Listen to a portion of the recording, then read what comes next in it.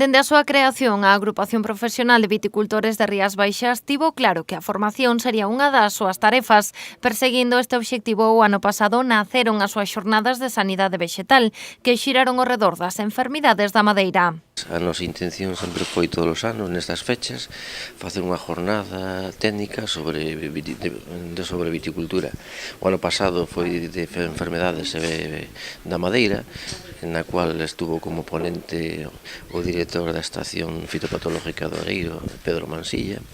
Este ano consideramos que era un tema importante, xa que vimos que non se estaba falando sobre el, que é sobre a fertilidade do suelo e a nutrición da planta, entón consideramos que como tema importante falar sobre o suelo abonado. E para iso vai vir como ponente don Enrique García Escudero, que é o jefe de servicio da estación enológica de Rioja, en Logroño. Vemos que é un tema importante porque prácticamente sempre falamos de plagas, enfermedades, tratamentos e tal, pero o que realmente é importante que é a nutrición da planta, para que a planta este ben nutrida, en condicións para que se faga máis resistente ás plagas e enfermedades, non solemos haber conferencias nin charlas ao respecto, non? Para responder a esta necesidade, a agrupación contou cun dos maiores expertos na materia. Durante o relatorio, Enrique García recoñeceu a dificultade do tema. Coa súa intervención buscou ofrecer ferramentas ao viticultor para guiar as súas actuacións, convidando á reflexión. El tema es complicado y mi intención no es tanto dar fórmulas mágicas ni dar, digamos, normas, ¿no?, de tipo teologal, ¿no?, en ese sentido, sino yo quiero, pues, en torno a lo que es la nutrición y en torno a lo que es el abonado del viñedo, pues establecer alguna serie de consideraciones, algo que nos ayude a reflexionar. No es decir, esto es aplicable exclusivamente para esta cuestión o para otra, es un poco el sentido. Sin embargo, evidentemente, cuando hablamos de fertilización, lo que nos debe preocupar es decir, ¿cómo voy a suministrar un determinado elemento? ¿En qué cantidad? ¿Cuándo? En ese sentido, intentar dar respuestas a este aspecto que es muy importante, porque aquí debemos situarnos, qué es lo que queremos, qué objetivo perseguimos con el abonado.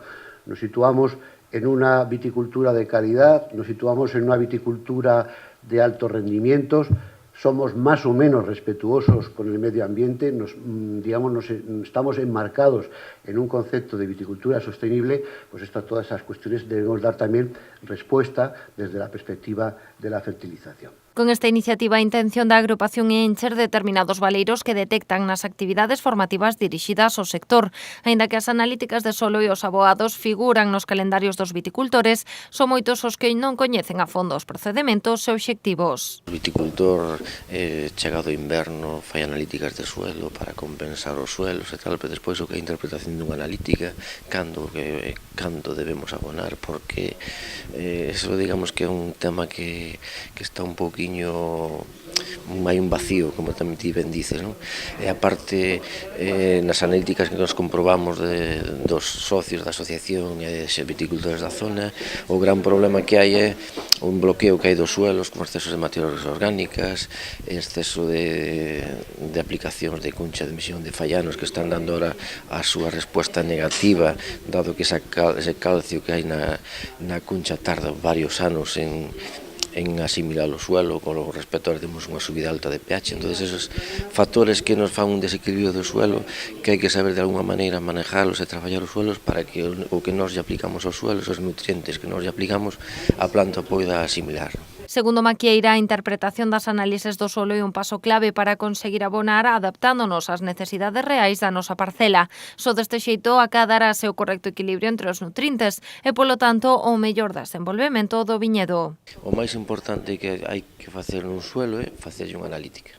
Analizar o suelo, como está o suelo, como debemos traballar con el para que o que nos llevamos a aportar sea aproveitable pola planta, porque moitas veces non se analizan suelos, abonamos por de alguna maneira decir sota caballo rei, e mellor non precisamos o que estamos abonando.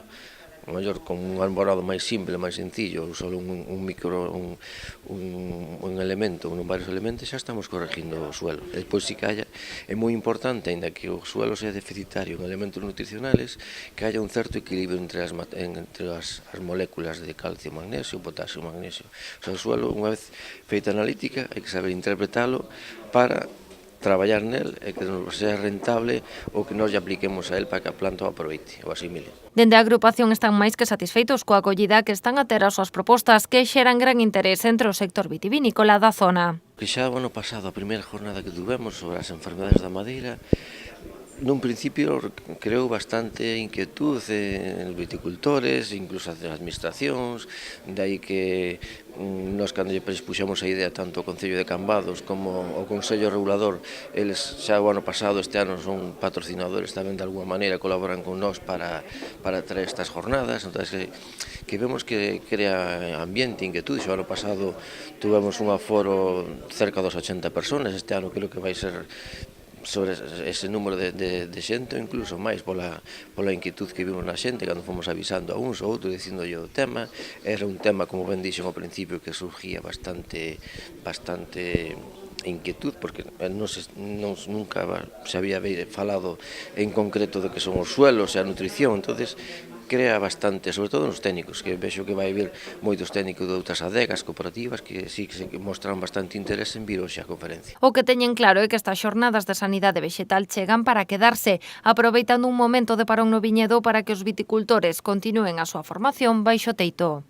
Si a nosa idea todos os anos facer unhas jornadas, unhas conferencias sobre viticultura, algún tema en concreto, todos os anos son temas distintos, entonces todos os anos faremos unha jornada. Nestas fechas que digamos que a mellor fecha, porque xa consideramos que as labores de que son labores de inverno, como é a poda e a parrea, xa están feitas, a viña ainda non brotou, empeza a brotar, nos empezaron a dar os primeiros tratamentos, entonces o agricultor, o viticultor ten, digamos que é un tempo de un compás de espera que ten tempo para poder acudir a este tipo de conferencias e que de alguma maneira sirve como formación.